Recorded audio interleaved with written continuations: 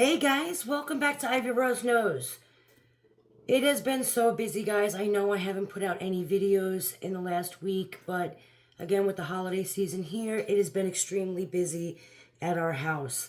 The kids have had recitals and, concerts, and just the shopping and the prep for the holiday coming up. It has been wild. I know that you all probably know what I'm talking about, but it has been pretty much this entire month has been extremely exhausting. But I will try and get these videos out for you. I wanted to talk today about Gypsy Rose's new book, My Time to Stand. Okay, I did read it. In fact, I did a 6-hour live on TikTok where I played the whole thing so everybody can hear it. And if you have not read it, you can send me an email, guys. I know where you can get a copy of it. But if you have not read it, we can go over it. It's up to you guys whether or not you would like me to read through the entire thing. Did you want to do it on a live? Did you want me to, Do you want me to just pick out pieces to speak about? It's completely up to you. Let me know in the comments what you guys want to do. But I did want to bring up the book today because again, it was absolutely wild. I'm sure you guys have all seen people talking about it and doing their videos on it and all of that, right?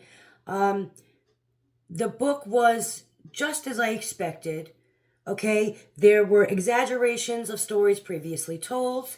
There were, new lies or what I believe to be lies. And again, she lies and contradicts herself right in the same book, guys. Like from one chapter to the next, you can pick out the lies and the contradictions. And I'm just like, whoa, we're on chapters, 17 here, but didn't you read what you wrote in chapter 10?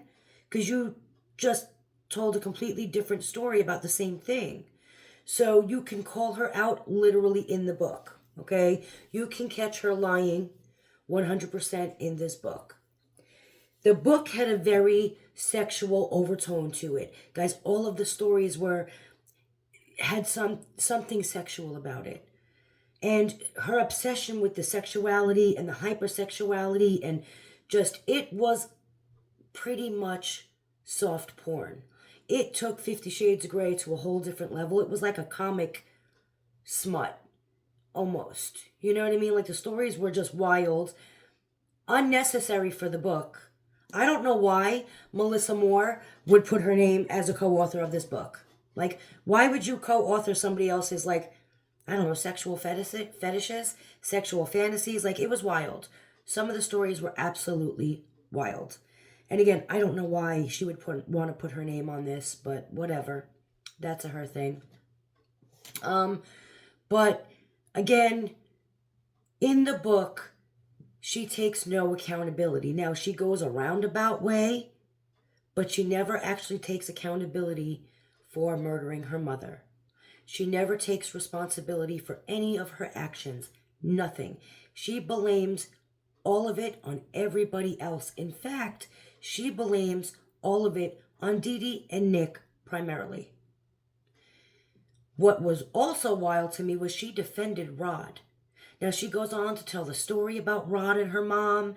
She goes on to tell, she was honest telling the story about how Rod abandoned her and abandoned Nicolette, and she defended Rod entirely.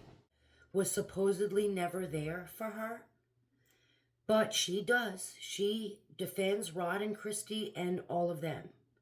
And again, the bad people were Nick, the villains were Nick and Dee Dee, and Dee Dee's father Claude, or who she referred to in the book as Daddy Claude.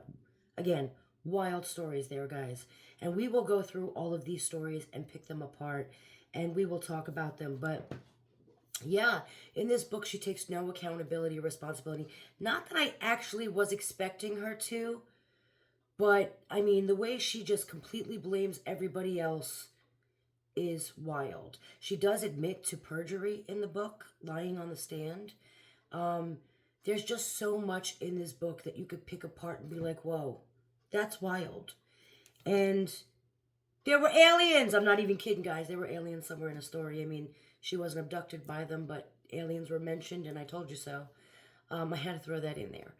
But yeah, so this book really was just, I don't understand. A lot of these stories, the sexual stories, were unnecessary.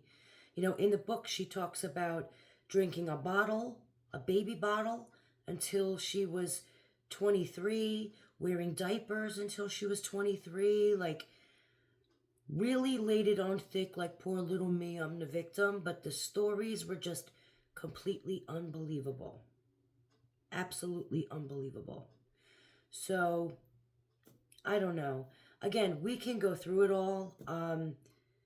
I just, I don't understand how this book was a memoir. I don't understand why she would write half the stories that she wrote. I want to know how she wrote this book with the intentions that her daughter will one day read it. Guys, it's crazy. This is not a book that anybody's child should be reading. Okay? This is definitely not a book she should be like, I hope my kid reads this one day. She frustrates me. It was just horrible, and it's not something that child should ever read. Okay? I don't know how Rod and Christy read it. Again, the sexual innuendos, like the sexual stories, the hypersexuality, like the weird, everything was sexually related. It was wild. Even when it wasn't, it was. Again, which doesn't go against who she is. We know she has fetishes. We know she has issues with hypersexuality, and it all definitely shows in this book. Absolutely 100% it shows in this book. But I don't know how these people are reading it. I don't know how Rod is like, oh, I'm so proud of my daughter for writing this smut. Like, it was smut. It was horrible. Horribly written. The stories were just, I don't know. Just be careful, because there's plenty of things that can trigger you. And it was really hard, and I felt disgusting reading it, to be honest with you. I felt gross and nasty reading the book. I absolutely did. It made me feel uncomfortable. That's how sexual this book got. It was just wild, y'all. It was wild, okay? But in the book started off with this disclaimer, and I want to read it to you guys. And I think it's funny because, well, this is supposed to be her memoir, her true stories, her memories, right? But this is the author's note, okay, that she puts in the beginning of her book. And I want to read this to you, and then I want you guys to tell me in the comments what you think about this and what is she trying to say with this. I want to see if you guys are thinking the same thing I'm thinking, okay? Here it is. Author's note. Everyone considers my story to be true crime, but this book is a work of memory, my memory, and therefore is a memoir and not an outsider's investigation of my life or crime. The feelings and emotions evoked are accurate. While some of my childhood memories have faded, these particular events remain vivid. To fill in many gaps, I relied on other people's answers to my questions. The typical disclaimers apply. Some names and other details have been changed or omitted to protect the privacy of individuals. Any resemblance between any fictionalized name and a real person is strictly coincidental.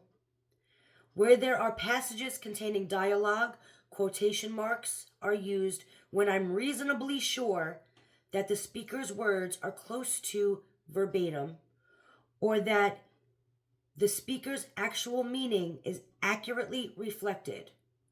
The story I share here is true to my memory, and these memories have shaped my perceptions, many of which are also shared here.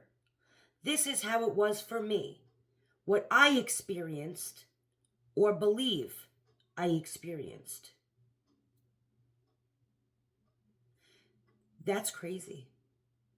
Saying that is almost like asking permission to get away with the lies that she puts in the book. Did you guys get that as well? You know what I mean? Like, this is how it was for me, what I experienced, or what I believe I experienced. Well, did you experience them or not? Do you remember this, or are you making up these memories? Which one is it? Are these your actual memories? Or are these not your memories and these are just stories you're telling?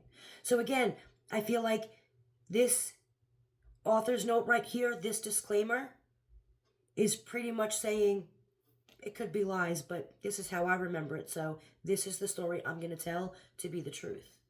It covers her lies.